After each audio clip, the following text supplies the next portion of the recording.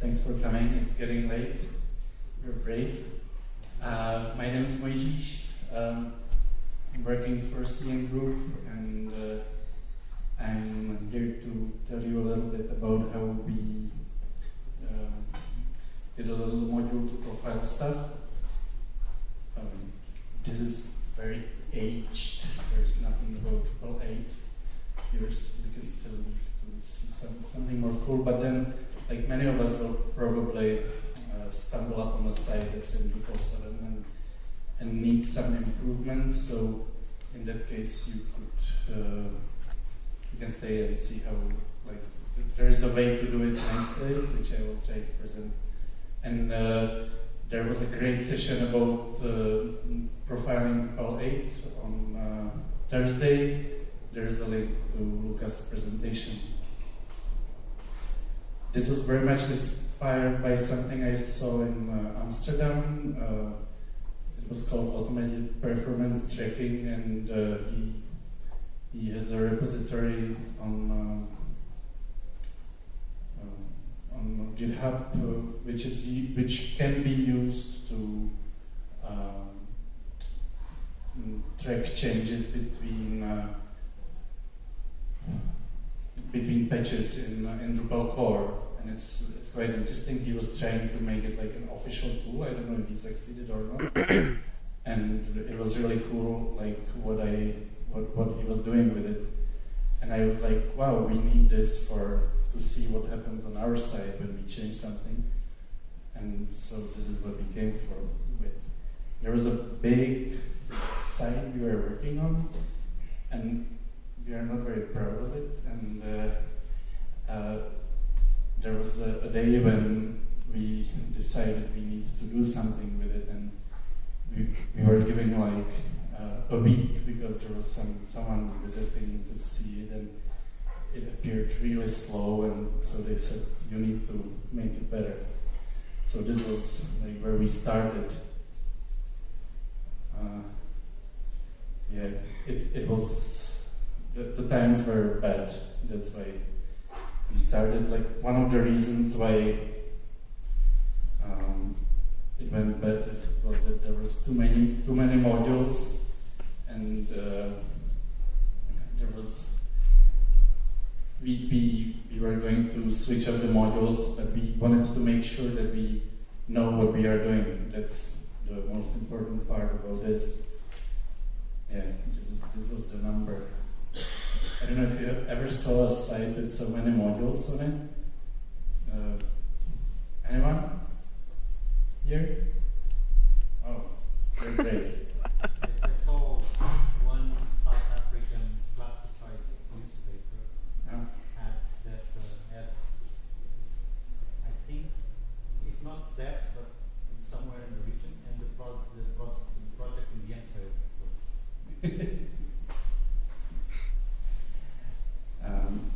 One of the issues was panels everywhere. Probably not the module itself, but the way it was used, and it was creating some really interesting stuff. This is XHProf visualization, and the big bubbles are problems, and the interesting thing is here that it went into the big bubbles twice because of the panels everywhere, and apparently there was like something that didn't belong, so something that was like too much there, and we decided we need to clean it up, and at the end trying to make it fly, which like we succeeded a little, but not definitely, but we will probably get back to it. Now the problem, I was trying to find a quote about measuring, like if you don't measure it, it doesn't happen or something like that. I'm sure that it is there, but I didn't find it, so just imagine there's a nice quote here. And but it's true actually, like if you do something and you don't measure the change, it doesn't make much sense to do the change, and especially in performance improvements. If you try to achieve some performance improvements, you have to measure.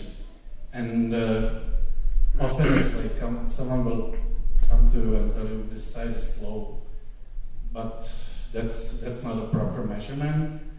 We had this great session about physics and about how measurement may actually affect the thing that was measured, which is very much the case with Drupal and different profiling tools. And also the site can be in many different states, like, I don't know, the Pullman scroll can be running, or something is not cached properly, or so on.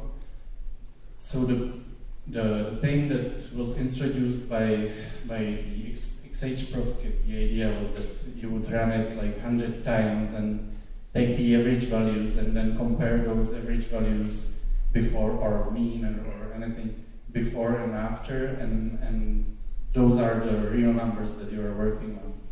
And this is what we are trying to achieve. Basically, we want to make sure that our measurements do reflect the reality the best possible, which is sometimes rather hard. And the most important trick is to compare the two runs, like after you did something with what happened before. So,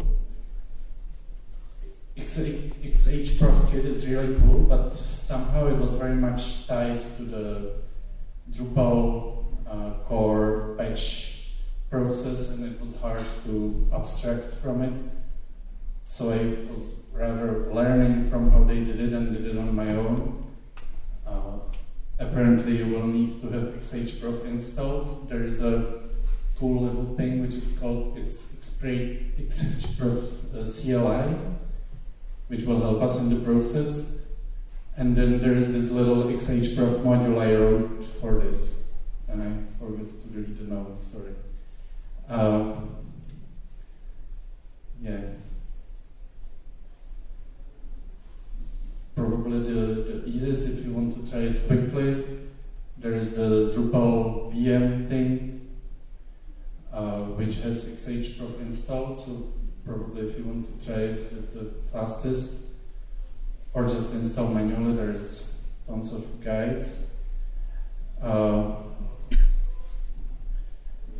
You have to, like, after you install it, it's there's two parts at least. The library that will plug into PHP, and then the actual code that will help you show the results. How many of you have worked with XHprof user interface, the web interface? Have you know it? Oh, really? Oh, sorry. Somehow I thought everybody would. Okay. There is an important thing. I didn't even do a screenshot of it because I thought everybody knew. There's this important thing once you have it installed. There's a link somewhere in the UI to the documentation. It has great documentation, but it's very much hidden, because then when you look at the numbers and the columns, there's those weird terms and you never know which one means what. But there's this documentation that explains it pretty well. So once you manage to install it and you see the weird terms and funny numbers, go to the documentation, read it. The CLI thing, I forgot to write the second command here. Aggregate is the one that is even shown in the README, and the other one is for comparing. And it basically takes the data that was created during the XHprof process. So if you haven't used it, you probably don't know what it does. It just sits in your PHP application and is recording all the functions, how much time they spent in the CPU and how much memory they use, and then it creates these files where all this information is is written. And if you have a bigger site with so many modules, these files can get rather big and rather hard to read. And this is then it's useful to do something like this. The module itself, these are some. Okay, because the files are so big, I wanted to make sure that anytime we are creating them, it's because we want to create them. So that's why I created this module, also to be able to tell XH where to store the files, because the way it's done in the devel module, it doesn't allow to do this, which was quite important for me to be able to run the aggregation and comparison stuff later on, to have it in the same directory, so to be able to work on it, work on the files. So this module is only switched on when you tell it first in Drush and second in the URL, to make sure we don't kill the web server, which happened to us after we switched on XHPro for everything, and there were like some requests going around, and then the list got full. So this is a way to make sure you only record stuff when you really want.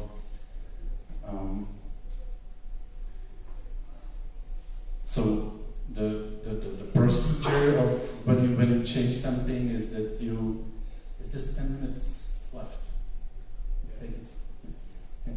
When you change something, you will want to measure first, then deploy the change, then measure again and compare the stuff.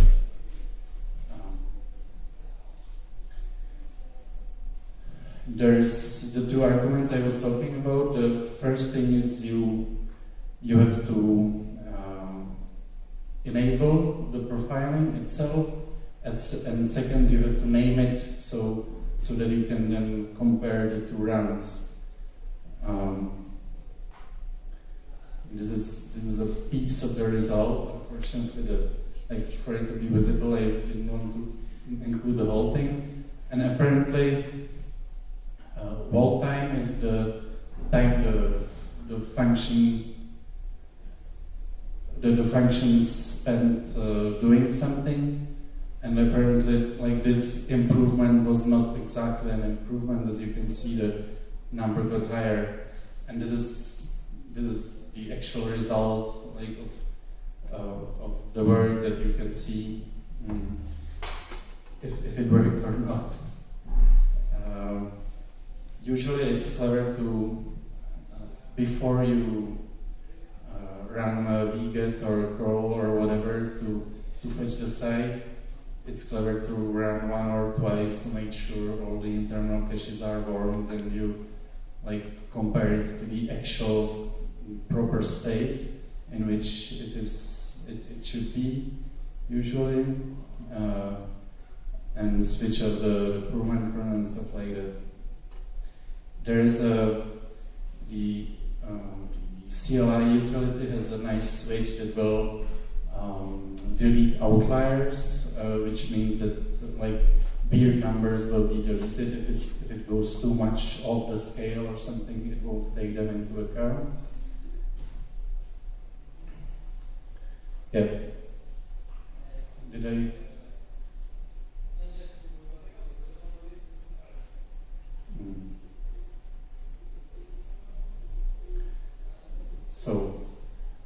So this is how it works and these are what I would love to do with the module later on, to add some, to make it more nicer to work with, add some Drush tasks that will run the actual wget or whatever to do the profiling, and then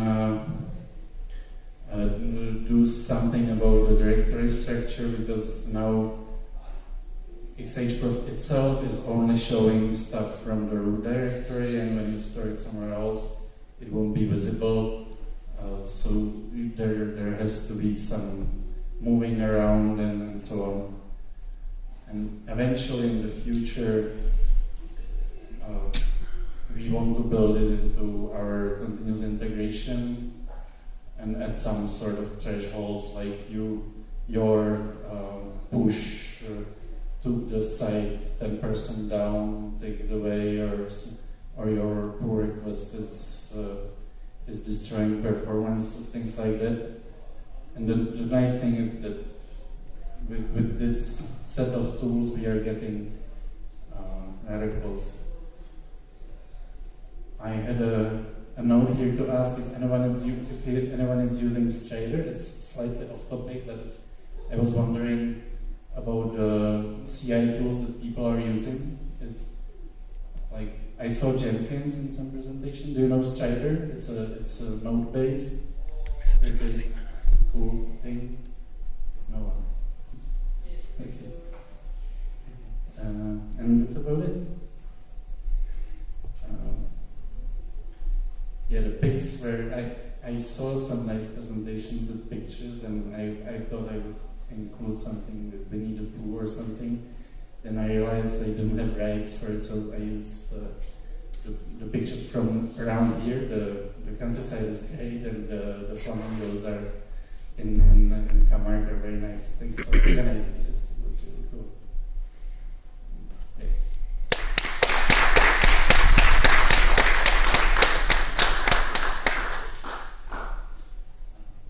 Questions, anyone?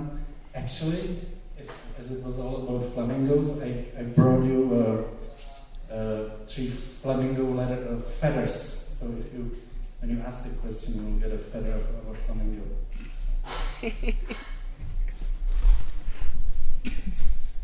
Just a question about comparison of X-Prof and did you try any other stuff like Blackfire, IO, the new tool from Sensio Labs, which is designed to be better than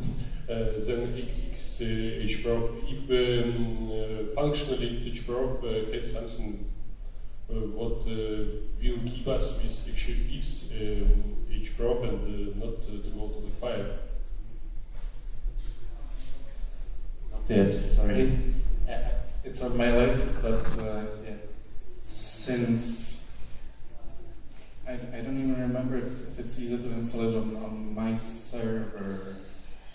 I'm like most keen on stuff that I can install and that goes somewhere. Just probably a bad habit. But any more questions? Okay. Thanks.